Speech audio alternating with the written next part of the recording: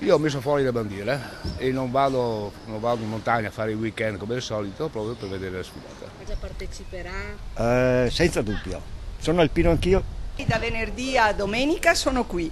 Per me è una cosa proprio sentita, nel senso che è il ricordo di tutto quello che i nostri vecchi hanno dato e mi sembrava giusto ricordare. Significa portare allegria e ricordare anche, no, i tempi purtroppo bui della nostra storia.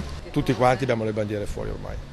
Sì, quest'anno è in pianta stabile la bandiera fuori. Tricolori alle finestre, sulle vetrine, nelle strade, Vittorio Veneto si prepara ad accogliere le penne nere che dai prossimi giorni invaderanno la città per il raduno triveneto degli alpini nel centenario della fine della Grande Guerra. Macchina organizzativa a pieno regime per mettere a frutto 18 mesi di lavoro. Il via ufficiale venerdì alle 10 con la cerimonia dell'alzabandiera in Piazza del Popolo. Poi c'è un programma di 3 giorni molto nutrito che poggia sui valori alpini, sulle tradizioni nostre, quindi cultura, rievocazione, storia, memoria. Per la sfilata di domenica attese 25.000 penne nere, forse addirittura 30.000. Grande attesa soprattutto tra i più piccoli per la presenza dell'ormai mitico Iroso, il mulo con le stellette, icona del reparto Salmerie, ben 39 anni che corrispondono a 118 se rapportati alla vita dell'essere umano. Noi ci stiamo adoperando e lo curiamo al meglio possibile. Noi speriamo che Iroso possa essere qua con noi sabato mattina, giorno 16,